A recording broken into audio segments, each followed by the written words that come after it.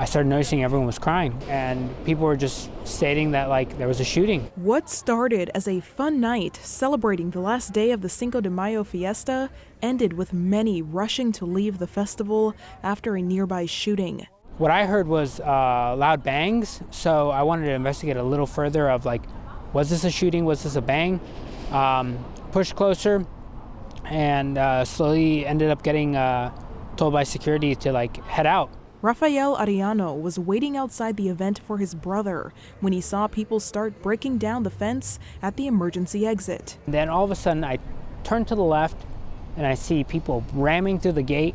I see moms carrying their kids in those strollers, and that kind of signaled to me something was up. It's not every day you see a mom bust down a fence. According to Portland police, they got reports of a shooting around 10:30 p.m. with shots fired near Southwest Naito Parkway and Harvey Milk Street. KGW saw at least 10 bullet markings and holes at First and Oak. When officers arrived, they found 25-year-old Malachi Bussey dead. The other man was taken to the hospital. Well, I heard sirens in the middle of the night. I figured out, or middle of the night for me, I went to sleep early. James Beach is visiting Portland. He says he could also hear screaming from his hotel. The noise of the sirens waking him up. Sadly, I'm used to this aspect of urban life. It doesn't make it any less terrible.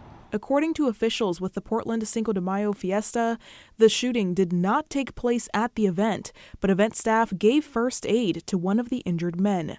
Organizers initiated an evacuation and used a PA system to get people out safely. That's a reality of the U.S. too. It's not a reality that other countries face because they have more restrictive gun laws. A lot of panic, a lot of fear, a lot of people being reminded of the fear of mass shootings that have plagued Oregon.